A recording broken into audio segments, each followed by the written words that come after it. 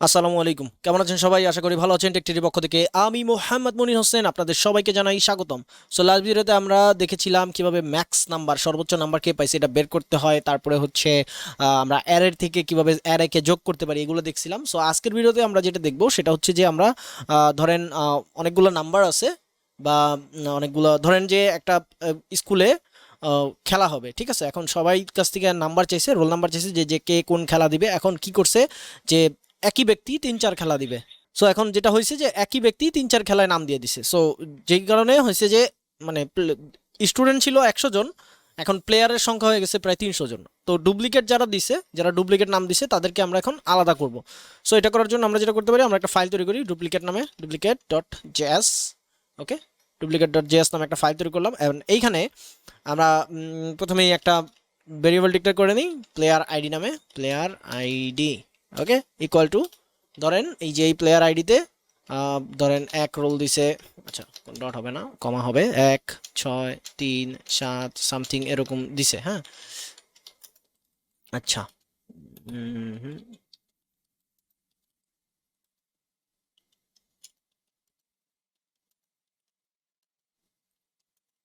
ওকে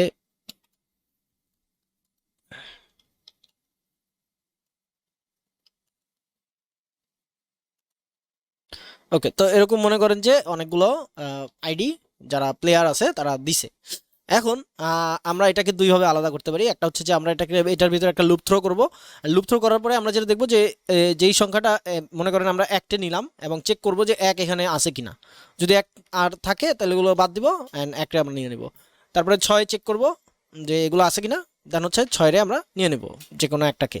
ঠিক আছে, সো এইভাবে করে করতে পারি। আরেকটা নিয়মে আমরা করতে পারি, সেটা হচ্ছে যে আমরা একটা ভেরিয়েবল, আমরা একটা নতুন আরেকটা ভেরিয়েবল নিতে পারি, সেটা হচ্ছে ইউনিক, ইউএনআই কিউইউই, ইউনিক আইডি। এই নামে একটা এমটি নিয়ে নিলাম, আমরা অ্যারে নিয়ে নিলাম, এমটি এমটি অ্যারে নিয়ে নিলাম। অ্যান্ড এইটার ভিতরে আমরা ওইগুলোরে সবগুলোকে অ্যাড করবো। ঠিক আছে, সো এই জন্য আমরা কি করতে পারি, আমরা একটা ফর লুপ চালাতে পারি। ফর লিখলাম and let I is equal two 0 and I is greater than, আমরা এখন যেটা করব যে যেহেতু এই অ্যারের ভিতরে আমরা লুপ থ্রো চালাবো, ফর লুপটা চালাবো, সো আমরা এখন প্লেয়ার আইডি লেন্থটাকে এখানে বসাই দিতে পারি। তাহলে player ID dot length, okay, player ID dot length and then I plus plus, যেটা দিয়ে হচ্ছে আমরা আইকে বাড়াবো। ওকে, অ্যান্ড আই একটা একটা করে বাড়বে। এখন এইখানে আমরা আরেকটা যেটা করতে পারি, ফর লুপের ভিতরে যেটা করব যে আমরা একটা এলিমেন্ট ভেরিয়েবল নিয়ে নিই, এলিমেন্ট নামে এলিমেন্ট, একটা এলিমেন্ট নামে ভেরিয়েবল নিলাম। অ্যান্ড এই এলিমেন্ট ইজ ইকুয়াল টু, আমরা যেটা দিব সেটা হচ্ছে আমরা কারে দিব, আমরা দিব হচ্ছে প্লেয়ার আইডির ইন্ডেক্স নাম্বার। ঠিক আছে, সো আমরা এখানে লিখে দিই প্লেয়ার আইডি অ্যান্ড দেন অ্যারের আই। আই মানে হচ্ছে যে আই এর সংখ্যা এখানে 0 আছে, তো এক এক করে বাড়বে। আর হচ্ছে আই প্লাস প্লাস হবে, এই যে লেন্থ বাড়তে থাকবে, সো ওইখান থেকে চেক করবে।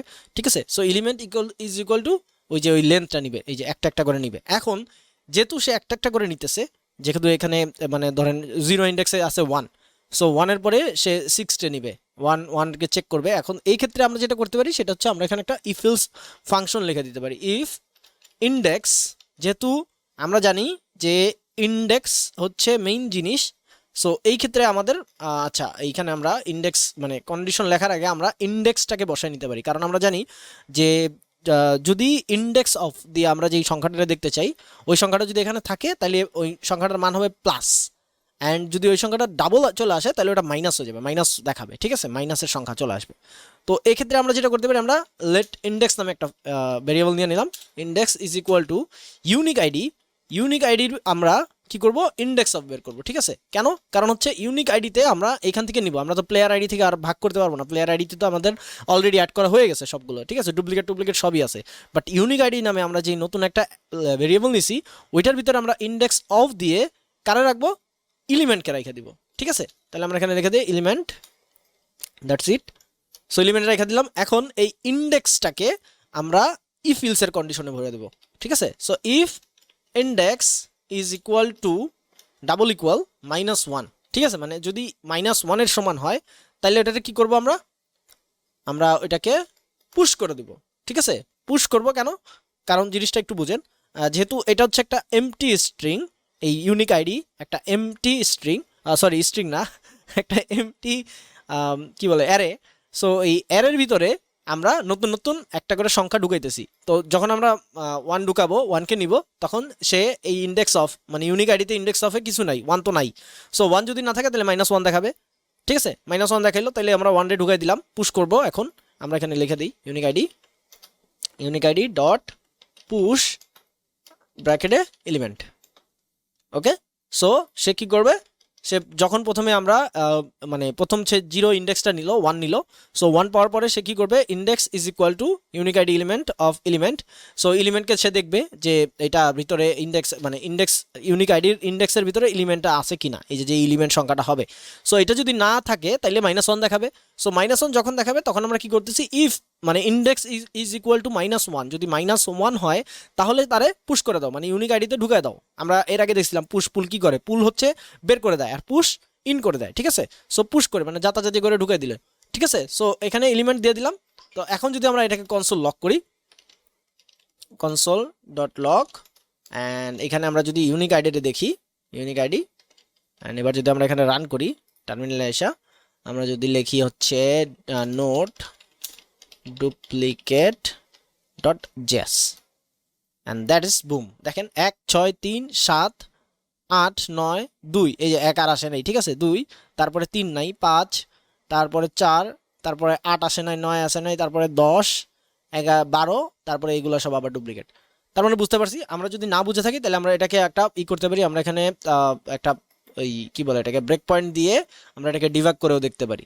মাথায় না ঢুকলে কোনো সমস্যা নেই, আস্তে আস্তে দেখেন, ডিবাগ করেন, আস্তে আস্তে জিনিসগুলোকে দেখেন, তাইলেই বুঝতে পারবেন।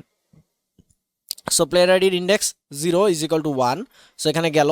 সো ইন্ডেক্স অফ দেখলো যে হচ্ছে লেন্থ 1, অ্যান্ড ইন্ডেক্স অফে এলিমেন্টের সংখ্যা হচ্ছে 1, যেটার মান মাইনাস।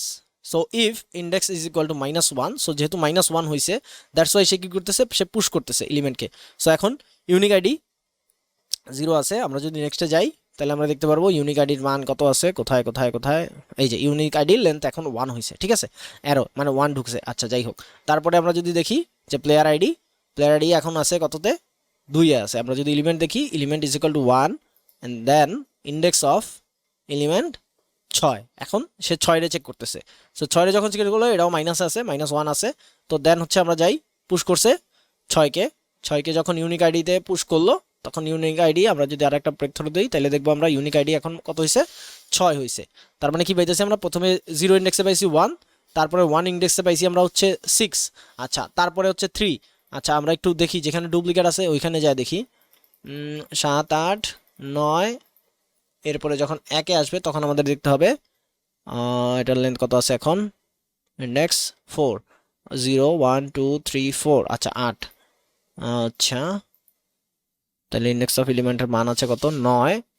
ওকে, আচ্ছা 9ও চলে গেল, পুশ করে দিল।